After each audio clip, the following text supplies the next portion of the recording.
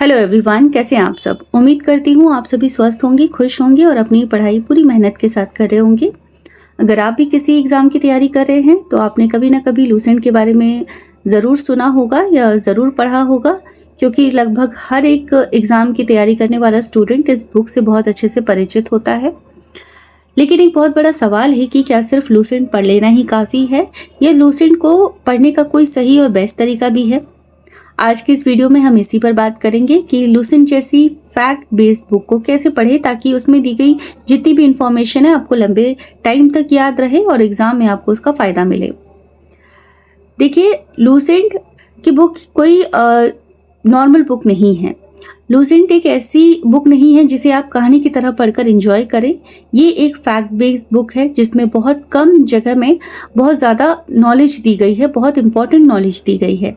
यानी दूसरी बुक में जहाँ पे आपको 100 चीज़ों में से 10-15 बातें इंपॉर्टेंट होती है, वहीं लूसेंट में 100 में से कम 70 से 80 बातें एग्जाम के लिए इंपॉर्टेंट होती हैं। इसीलिए लूसेंट को पढ़ने का तरीका भी बाकी किताबों से थोड़ा सा अलग होता है। अब क्वेश्चन आता है कि हमें चीज़ें याद कैसे रहती हैं। हमारा दिमाग किसी भी नॉलेज को 3 स्टेप में प्रोसेस करता है। पहला, किसी भी नॉलेज को रिसीव करना, दूसरा उसे स्टोर करना और तीसरा ज़रूरत पड़ने पर उसे याद करना। एग्ज़ाम में सक्सेस काफ़ी हद तक इस बात पर भी डिपेंड करती है कि आप सही समय पर सही नॉलेज को कितनी जल्दी याद कर पाते हैं।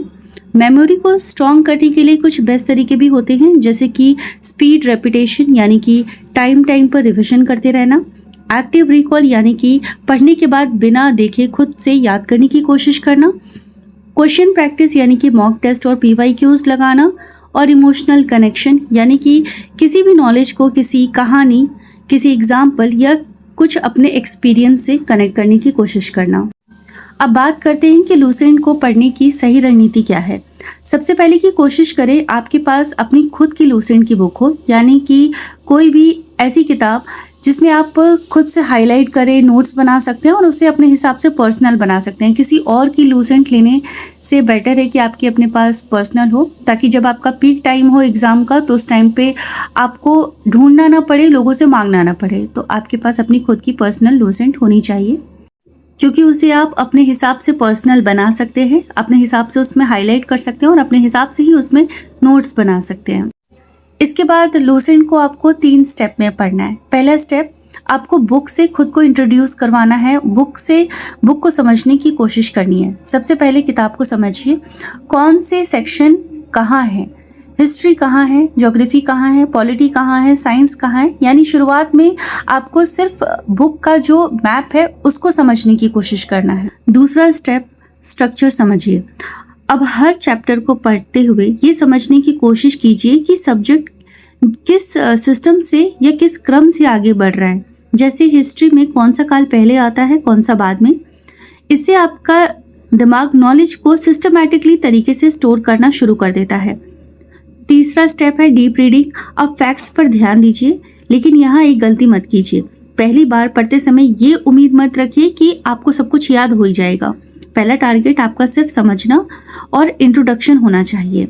इसके बाद शुरू होता है असली खेल, रिवीजन। लूसेंट को एक बार पढ़कर छोड़ देने वाली बुक नहीं है। इसका रूल बहुत इजी है, पढ़ो, रिवाइज करो, टेस्ट लगाओ और फिर दोबारा पढ़ो, दोबारा रिवाइज करो। जितनी बार आप इस लूप को दोहराएंगे उतनी ही जानकारी, उतना ही नॉलेज आपके दिमाग में स्टोर होता जाएगा। जब आप मॉक टेस्ट या प्रीवियस ईयर क्वेश्चन लगाते हैं तब आपको पता चलता है कि कौन सी बातें आपको याद है और कौन सी नहीं। यहीं से आपकी पढ़ाई और ज़्यादा इफेक्टिव हो जाती है। एक और इम्पॉर्टेंट बात, बुक को आप अपने हिसाब से पर्सनलाइज कीजिए। अलग अलग कलर से हाइलाइटर यूज़ कीजिए, इम्पॉर्टेंट पॉइंट्स को मार्क कीजिए, ज़रूरी नोट्स बनाइए। जितना ज़्यादा आप इस किताब के साथ इंटरेक्ट करेंगे उतनी ज़्यादा ये आपके दिमाग में बैठती जाएगी। और अगर कभी पढ़ने का मन ना भी करे तब भी आप बुक बंद मत कीजिए, सिर्फ पन्ने पलटिए। कई बार केवल बार बार देखने से भी दिमाग में जो घटनाएं हैं उसका क्रम बैठ जाता है कि कौन सा क्रम पहले आता है, कौन सा बाद में, कौन सा काल पहले आया, कौन सा बाद में। जैसे मौर्य वंश पहले आया या गुप्त वंश, हर्षवर्धन किस काल में थे, फंडामेंटल राइट्स पहले आता है या DPSP। फिर धीरे धीरे ये क्रम आपको याद होने लगते हैं।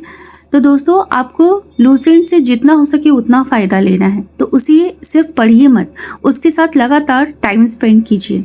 उसे रिवाइज करिए, टेस्ट लगाइए, नोट्स बनाइए और बार बार रिपीट कीजिए।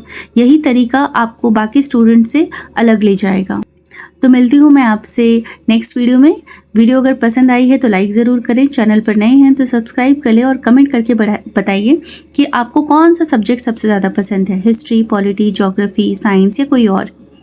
मिलती हूँ मैं आपसे नेक्स्ट वीडियो में किसी और इम्पॉर्टेंट टॉपिक के साथ। तब तक के लिए थैंक यू सो मच।